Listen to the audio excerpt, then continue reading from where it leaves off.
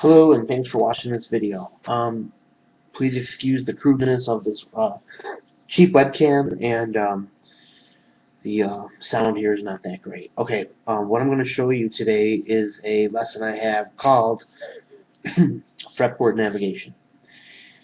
And what we have here, I've started here, is to label all the strings, the notes for every string of the guitar. E, A, D, G, B, E, which hopefully you're familiar with as you watch this video. And I'm going to label all the strings like a guitar tablature magazine or whatever would do. And 6. Notice we're going to fill in the boxes here. We're not going to do the typical thing where we would use the lines to depict the strings. That your mind will take care of that.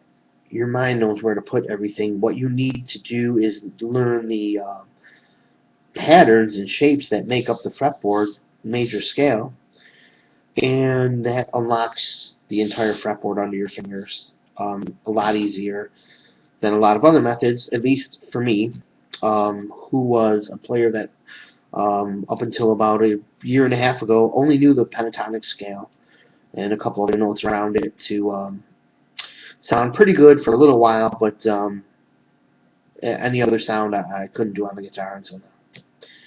Here we go. Going down the 6th string here, let's label the bottom as it rolls.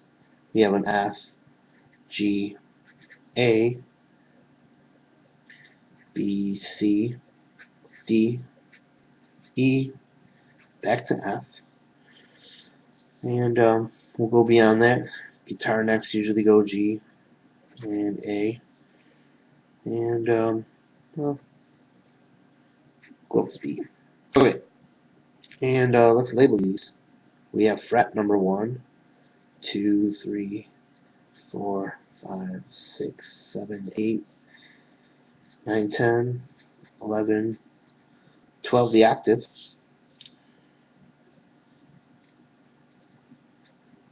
so on and so forth.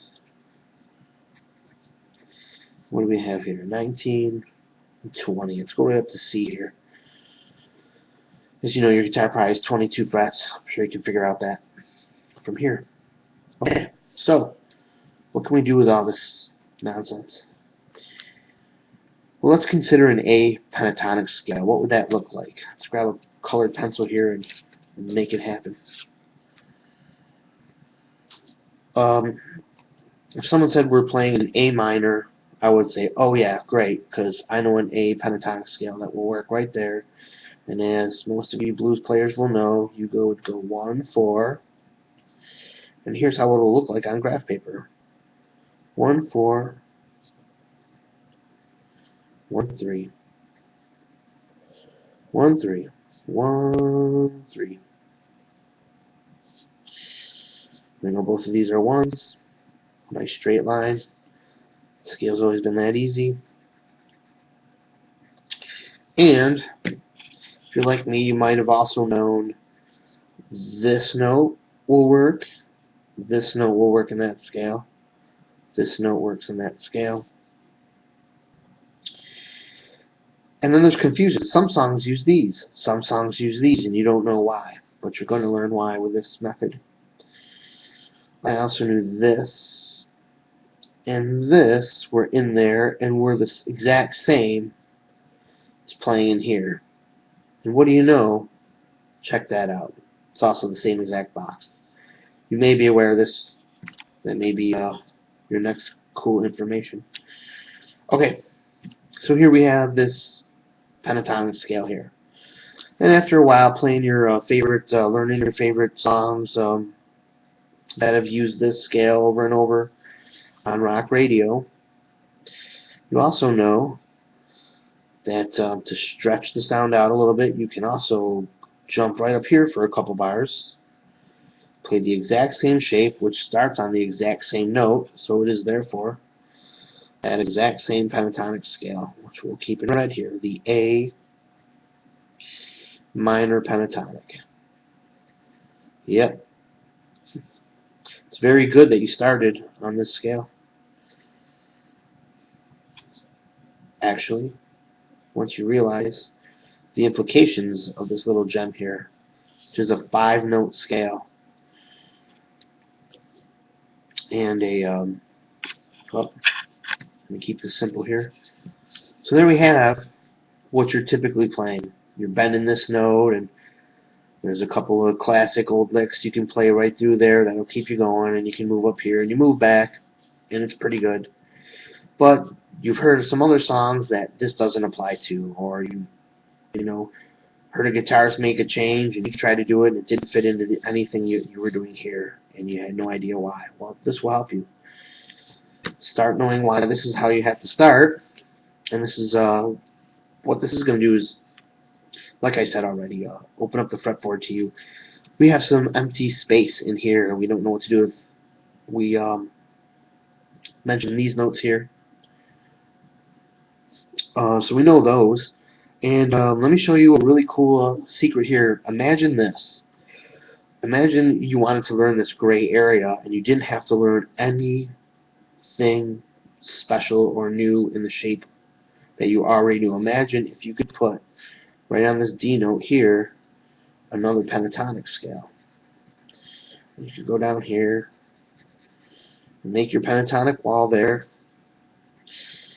and make the 1 4 1 4 1 4 part, 1 3 1 3 1 3 in the middle. Imagine that. Imagine if you could just put another pentatonic scale right there, and now you actually knew that part of the fretboard. Well, my friends, this is part of the major scale. We don't have to go into all the details here. If you want to try to prove this yourself, try to find a sharp or a flat note in any of these squares that I've created. If you can follow the notes up the string here. For example, we'll try to do the G string here. We'll overlay it. G, A, B, C always follows B, D, E. Oh look, F always follows E. Both of those notes hanging out in there.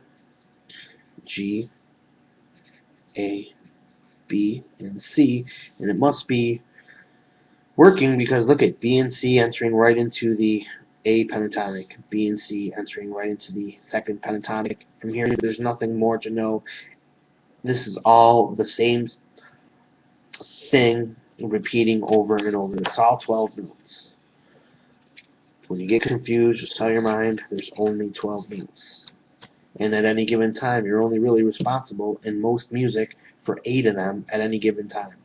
It's just knowing how to figure it all out, and here's how you do it. So we've got that and that in this. But we still got some missing area right here. How could we fill this in?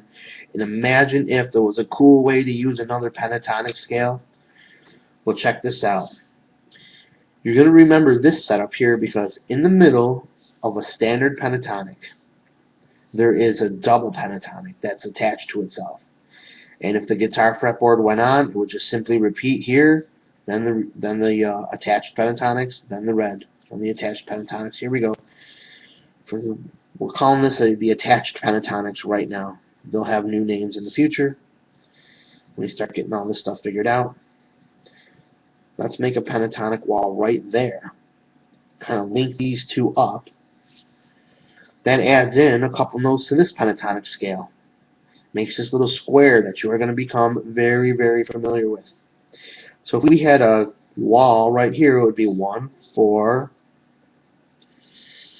1 3 1 3 1 3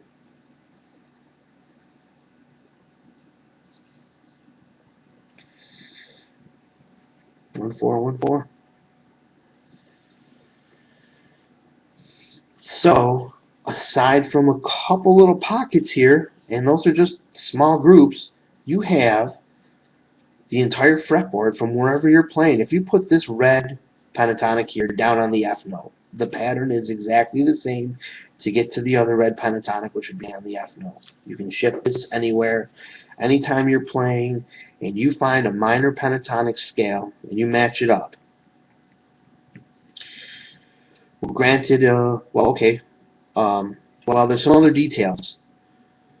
You don't want to get confused trying to overlay this one. The pattern wouldn't work right, and that's more confusing. That sounds more confusing than it is. If you line a pentatonic up, you'll have this one and this one right there. So, for example, if you played Stairway to Heaven today, which is in an A pentatonic, which is actually a Aeolian pentatonic, but that's a future lesson, then these exact notes will all line up in that solo. Which, by the way, Aeolian, if you know any music theory, that's the key of C. That's the sixth. It's minor. And it's all the key of C uses all natural notes. So if I fill in every one of these squares that I've written on, you would be able to find all the missing notes here. And we'll go from there. This is your first lesson on how to get across the pentatonic. In our next lesson, we'll learn to fill out these, give some names to all this, and start really exploding your musical knowledge and getting you all the way across the fretboard, anytime, any song, any mode. Thank you for watching.